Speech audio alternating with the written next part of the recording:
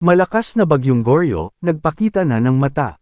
Nagpakita na ang mata ng Typhoon, Goryo, Pojol, ngayong umaga, at lalo pang lumakas sa 140 km per hour at bagsong papalo sa 170 km per hour. Bagamat hindi ito inaasahang tatama sa anumang bahagi ng bansa, makakaapekto ito sa Northern Luzon na magdudulot ng pag-ulan at bagyo ng hangin doon. Katunayan, nakataas na ang Signal Number 2 sa Itbayat, habang Signal Number 1 sa rest of Batanes. Lahat ay pinapag-ingat doon, pati sa ating mga OFW sa Taiwan, sa banta ng malakas na bagyong Goryo. Tropical Cyclone Update. Ang bagyong Goryo, namataan sa layong 165 kilometers. Hilagang silangan ng Itbayat, Batanes, ay bahagyang lumakas habang ito ay gumagalaw pa kanlurang hilagang kanluran papunta sa timog na bahagi ng Taiwan na tatama mamayang tanghali. Tropical Cyclone Wind Signals Number 2. Banta ng hangin, Gale Force Winds. Warning lead time, 24 na oras. Lawak ng lakas ng hangin, 62-88 km per hour, Beaufort 8-9. Potensyal na epekto ng hangin, minor hanggang katamtaman na banta sa buhay at ari-arian. Luzon, Itbayat, Batanes, TCWS Number 1. Banta ng hangin, strong winds.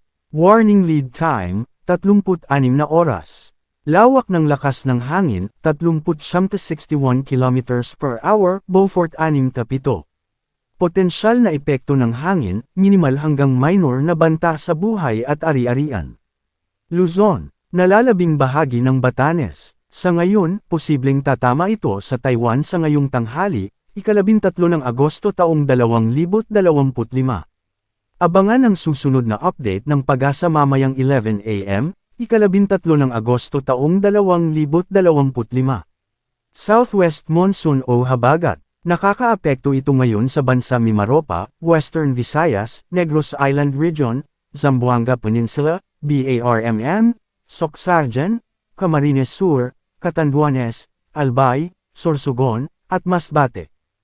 Dahil dito, makakaranas ng maulap na kalangitan na may kalat-kalat na pagyiran, pagkidlat, at pagkulog na posibleng magdulot ng mga pagbaha o pagguho ng lupa dahil sa katamtaman hanggang kung minsan malakas na pag-ulan sa Mimaropa, Western Visayas, Negros Island Region, Zamboanga Peninsula, BARMM, Socsargen, Camarines Sur, Catanduanes, Albay, Sorsogon, at Masbate. Localized thunderstorms. Makakaranas ng bahagyang maulap hanggang maulap na kalangitan na may pulong-pulong pag-ulan o pagkidlat at pagkulog na posibleng magdulot ng mga pagbaha o pagguho ng lupa dahil sa severe thunderstorms ang nalalabing bahagi ng bansa, kabilang ang Camarines Norte. Banta ng malakas na pag-ulan dahil sa Typhoon Goryo at Habagat. Banta ng malakas na pag-ulan ngayong araw, 13 ng Agosto taong 2025.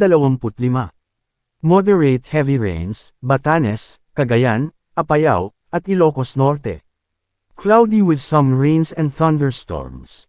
Mimaropa, Western Visayas, Negros Island Region, Zamboanga Peninsula, BARMM, Socsargen, Camarines Sur, Catanduanes, Albay, Sorsogon, at Masbate. Paalala, posibleng magbago pa ang forecast. Pinapaalalahanan ng lahat na manatiling updated sa lagay ng panahon at sa posibleng tatahakin at magiging lakas ng sama ng panahon sa susunod na mga araw. Manatiling nakatutok sa Weather Balita para sa bago pang updates, don't forget to subscribe.